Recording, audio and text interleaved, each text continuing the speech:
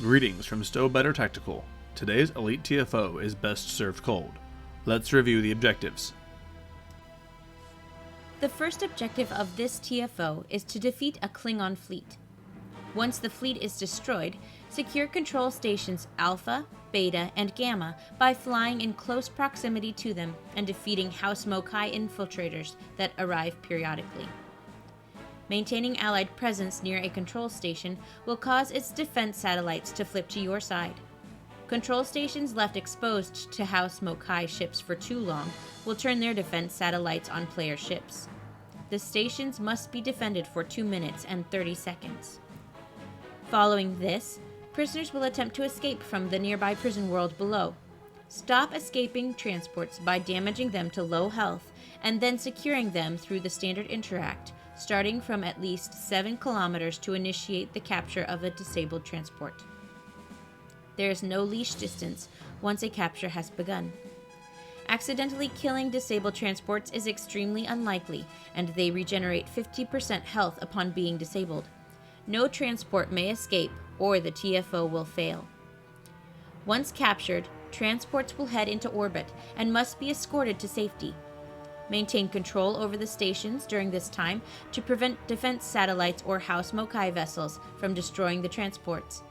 This phase takes at least 6 minutes. Once all 20 transports are disabled, captured, and escorted safely to the warp-out point, the final stage of the operation will begin. 100 dilithium haulers will emerge and attempt to reach the control stations to destroy them by self-destructing. Your objective is to destroy the haulers while keeping the stations intact. Should a station be destroyed, the mission will fail. Once your team has destroyed 100 haulers with all control stations surviving, the mission completes. Thank you. On to risks and rewards. This map needs substantial coordination to play on Elite, and the threat level is high due to warp core breaches from dilithium haulers and the threat from the Navarre warships. This map has a time floor of at least 8.5 minutes and will likely end up being closer to 15 minutes when the other parts of the TFO are considered. It is currently bugged and rewards a large amount of any choice of marks, as well as the potential for an isomagnetic plasma piece, so the rewards are definitely worth the time and effort needed to run it successfully. The enemies on this operation are House Mokai Klingon vessels. Most of their ships are relatively weak and don't inflict significant damage, so opposition is generally light. However, there are 2 threats to consider. First, the largest House Mokai vessels you will face are Navarre-class warships, which have an ability called isometric charge that can one-shot less survivable player ships depending on how it bounces. Second, dilithium haulers have a larger warp core breach radius, 3 kilometers compared to the standard 2 kilometers. This breach effect cannot be negated by typical nullifying effects like the dark matter quantum torpedo launcher or digitizer beams. Tactics. Most of the TFO should divide a team of up to 5 players across the 3 defense stations. The strength of each player should be considered, but assigning 1 player each to Alpha and Beta station and at least 2 to Gamma station is advisable if there are 2 players that can each solo a station. The last player can either roam or help cover Gamma. Having 2 players at Gamma will allow 2 players to engage the transports in the next stage. Those 2 players should focus on disabling first, then capturing the transports. Disabled transports will go nowhere and aren't a major threat, whereas a transport escaping will result in mission failure on Elite. That said, the mission will not advance until all captured transports evacuate, so care should be taken to prioritize securing transports. The final player can remain at Gamma to help keep it from reverting to House Mokai allegiance, or roam as needed. In the final stage, keeping players close to the stations is important, as losing a single starbase will cause the mission to fail on Elite. Players can roam as dilithium haulers are cleared out, but mind the blast radius and prioritize keeping control stations clear of haulers. Now, combat footage will be shown to illustrate the principles discussed previously. The goal of this section is not to illustrate perfect piloting, but provide an example of how to successfully complete the map, with all objectives and without dying. Note that for brevity's sake, the footage is usually sped up relative to in-game speed. In the initial stage, move in and attack the enemy fleet.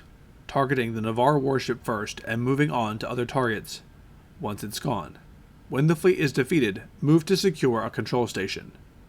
Tank builds are moderately well suited for this map, as House Mokai ships are fairly numerous and flimsy, which makes them great targets for AoE firing modes, and the tank should not need much damage to clear enemy ships. If your team is capable of covering the stations, tank builds are well suited to roaming as needed once the initial control stations are secured.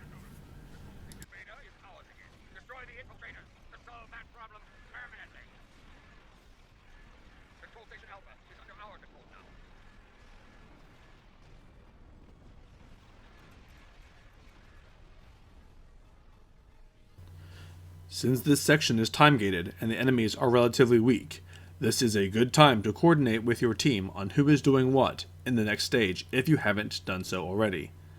Stationing 3 players around the control stations, 1 player at each one, to keep them secured is advisable, which leaves 2 players to disable and recapture the transports. However, if your team has players who can't easily defeat the Mokai infiltrators and their attendant ships, you may consider assigning at least one of them to the transports just on recapture duty.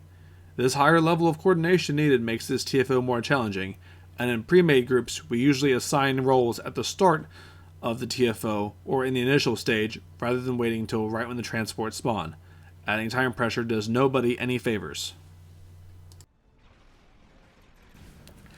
In the transport stage, tanks can either move down to assist with recapturing transports or hold a control station.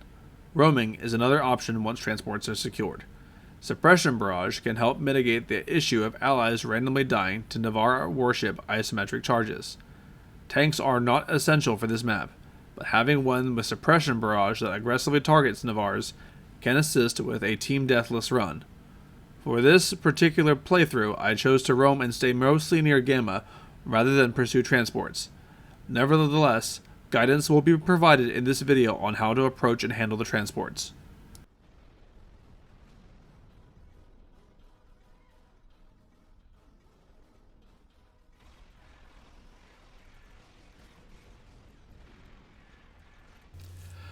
This TFO has 2 long briefings, and while the voiceover is enjoyable for immersion, we're going to skip them for the purposes of this tutorial. Once the transports start leaving the planet, they are the priority objective. Remember, you must be within 7 kilometers of a transport to begin capture, but there is no leash distance once the capture has started.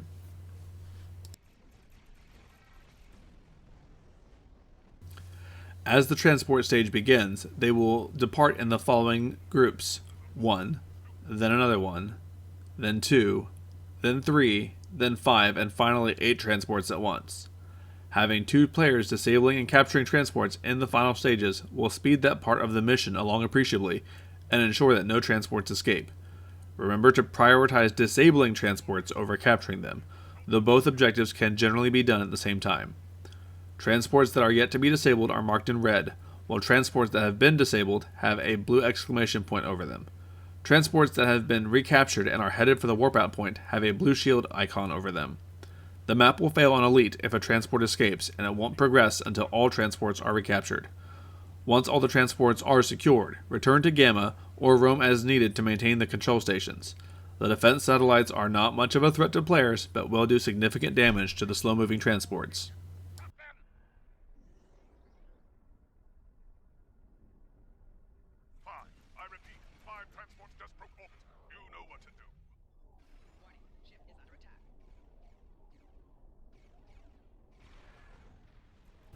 The House Mokai ships around the transports are generally not much of a threat to the recaptured transports or to player ships.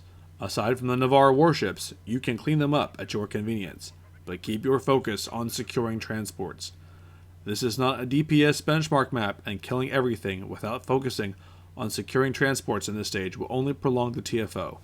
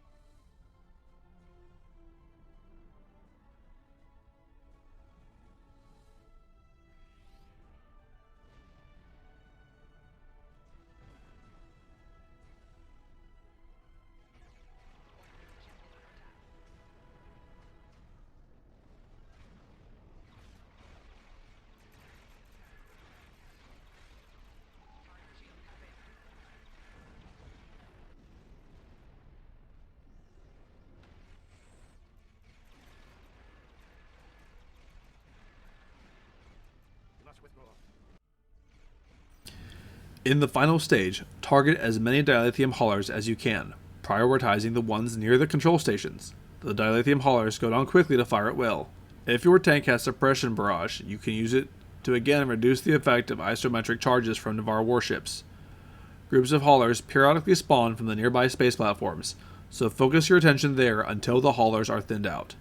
Use speed boosts like evasive maneuvers to approach groups of transports closing in on control stations. Losing a station is a painful way to fail the mission in the final stage. Once the haulers are mostly destroyed, move to the edges of the triangle formed by the control stations and finish off the last few. With that, the mission is successful and you can claim your substantial rewards.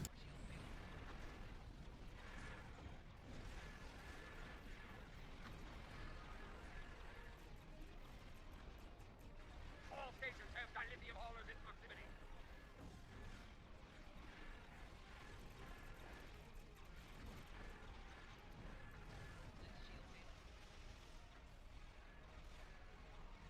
All stations have dilithium haulers in proximity.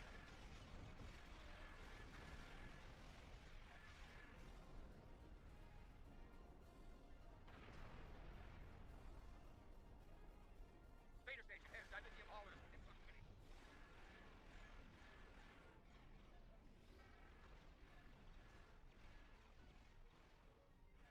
All ships, withdraw. Captain, if this breakdown helped you in your quest to play STO better, please consider liking this video and subscribing to our channel. The link to the specific build used for this tutorial is in the description. For more guides and builds, check us out at www.stobetter.com.